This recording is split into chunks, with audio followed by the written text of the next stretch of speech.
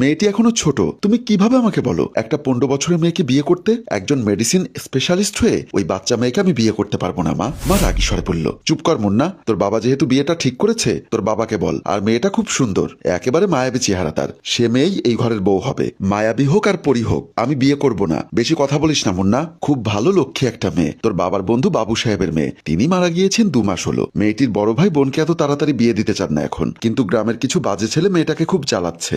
দয়া করে রাজি হয়ে যা বাবা, তোর বাবা কেমন মানুষ তুই তো জানিস, তার উপর সে একবার স্ট্রোক করেছে। এখন যদি তুই বিয়ে করবি না এই কথাটা শুনে আবার কিছু হয়ে যায়, পাগলামো করিস না মুন্না। মায়ের কথা শুনে মুন্না কিছুটা মাথা নিচু করে কিছুক্ষণ ভেবে বলল, ঠিক আছে আমি বিয়ে করব। কথাটি বলেই ধপাধপ করে মুন্না রুম থেকে বের হয়ে যায়। ইমা বেগমও মুচকি হেসে রুম থেকে বের হয়ে গেলেন। পরদিন সোফায় বউ সেজে বসে আছে রোশনি। তখনই তার ছোট ভাই ফাহিম এসে বলল, আপু তোমার বর চলে এসেছে, কিছুক্ষণ পর তোমাকে বিয়ে করে নিয়ে চলে যাবে। এটি বলেই সে হাসতে থাকে। ফাহিমের কথা শুনে রোশনি কেঁপে ওঠে। বিয়ের কথা শুনে বুকটা কেমন যেন জ্বলে উঠল, যেন কেউ আগুন ধরিয়ে দিয়েছে। চোখ দিয়ে বেহায়া 2 ফোঁটা পানি গড়িয়ে পড়ল। সে চায়নি এত তাড়াতাড়ি বিয়ে করতে, কিন্তু তার ভাইয়া রোশনিকে অনেক কথা বলার পর সে রাজি হয়েছে। বিয়ের কাজ সম্পূর্ণ করে ইমা বেগম, মমিন সাহেব, মুন্না ও রোশনি সবাই দরজায় দাঁড়িয়ে বিদায় নিবে। রোশনির চোখ দিয়ে অনবরত জল গড়িয়ে পড়ছে, আর বড় ভাই সাইফুল বোবা কান্না করছে। ছোট ভাই ফাহিম বোনের আঁচল ধরে কাঁদছে। রোশনি বড় ভাই সাইফুলকে জড়িয়ে ধরে কান্না করতে লাগলো। সাইফুল চোখ মুছে বোনকে সান্ত্বনা দিয়ে মুন্নাকে বলল, ভাই আমার বোনকে দেখে রেখো,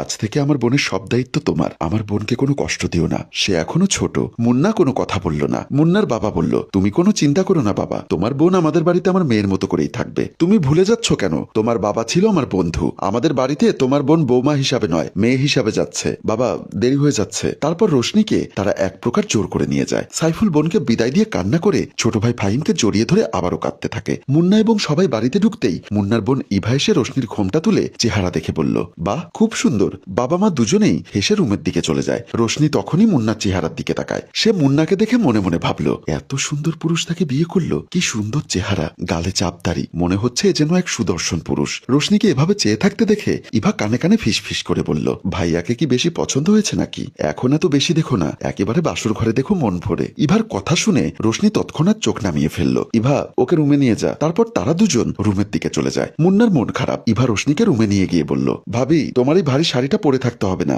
তুমি ফ্রেশ হয়ে আমার কাপড় পরে নিও, এখন আপাতত আমি যাই। বলে এক কদম দিতেই রোশনি তার হাত ধরে ফেলে আর বেশ আকুতি করে বলল, আপু আমি কখনো একা ঘুমাইনি, আমার ভয় লাগে, সবসময় আমার ছোট বোন আমার সাথে ঘুমতো। ইভা হেসে বলল, তুমি একা কোথায়, ভাইয়া আছে তো। ইভার কথাটা শুনে রোশনি অবাক হয়ে বলল, আমি একজন মেয়ে হয়ে একজন পুরুষ মানুষের সাথে ঘুমাবো? এটা শুনেই কেমন শরীরে কাঁটা দিয়ে উঠল।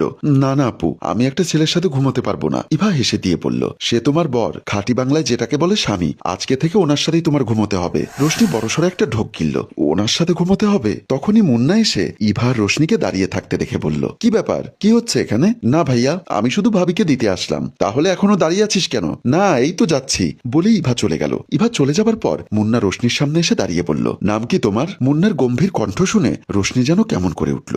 বেশ কিছুক্ষণ রোশনিকে চুপ থাকতে দেখে মুন্না হালকা ধমকের সুরে বলল, কথা বলতে পারো না? তোমাকে আমি একটা প্রশ্ন জিজ্ঞাসা করেছি। ধমক খেয়ে আমতা আমতা করে বলল, রোশনি। মুন্না খুব মনোযোগ দিয়ে তার গালের দাড়িগুলোতে হাত বুলাতে বুলাতে রোশনিকে পা থেকে মাথা পর্যন্ত দেখছে। শুনেছি তোমার বয়স নাকি 15 বছর। রোশনি কথাটা শুনে অপ্রস্তুত হয়ে গেল। জি হ্যাঁ, জানো আমি তোমার কত বড়?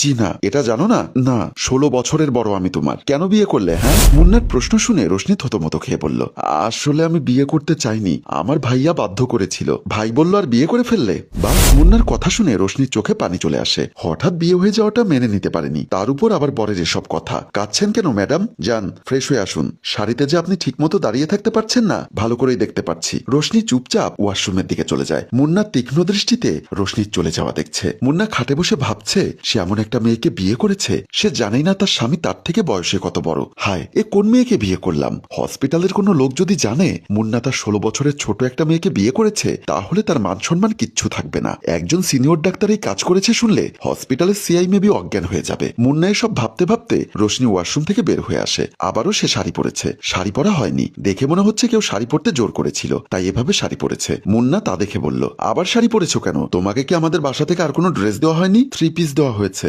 আসলে আমাদের গ্রামের মেয়েরা বিয়ের পর শাড়ি পরে। শাড়ি তো পরতে পারো না, দেখে তো মনে হচ্ছে কেউ জোর করে পরিয়েছে। রোশনি মুন্নার কথায় লজ্জায় মাথা নিচু করে ফেললো। আসলে কখনো পরা হয়নি তো তাই। অনেক রাত হয়েছে, এবার ঘুমোতে হবে, কাল আবার সকাল সকাল হসপিটালে যেতে হবে। এসো এদিকে, ঘুমিয়ে যাও। বলে মুন্না খাটে উঠে শুয়ে পড়ে। রোশনি পাশে শুয়ে মনে মনে একটি দোয়াই করতে লাগলো, ঘুমের ঘরে যেন তার কাপড় ঠিক থাকে আর সে যেন মুন্নার ধারের কাছে না যায়। ঠিক সকাল 7টায় মুন্নার ঘুম ভাঙে। প্রতিদিন মুন্না এই সময়টাতেই ঘুম থেকে ওঠে, অনেকটা অভ্যাস হয়ে গিয়েছে তার। কথায় আছে না, মানুষ অভ্যাসের দাস, ঠিক সেরকম।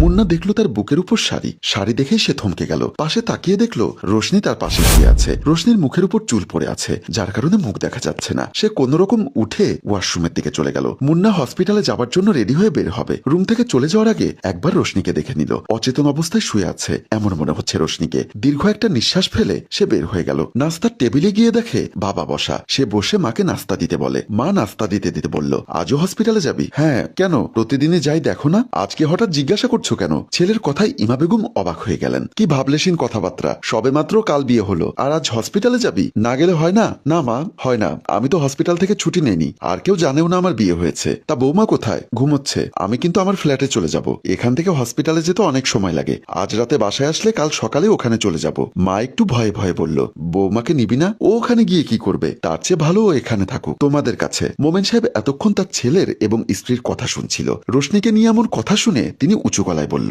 তোমার বউ তুমি সাথে করে নিয়ে যাবে, এটাই শেষ কথা। মুন্না আর কিছু বলল না, চুপচাপ উঠে বের হয়ে যায়। মুন্নার বাবা, মা, ইভা ও রোশনি সবাই সোফায় বসে টেনশন করছে। ইভা একের পর এক মুন্নাকে কল দিয়ে যাচ্ছে। রাত এখন 2টো, কিন্তু মুন্নার কোনো খবর নেই। হসপিটালে সবাইকে কল দিয়ে দেখলো, সবাই বলছে চলে এসেছে। এদিকে মুন্নার নাম্বার বন্ধ। রোশনি ভয়ে ভয়ে বলল,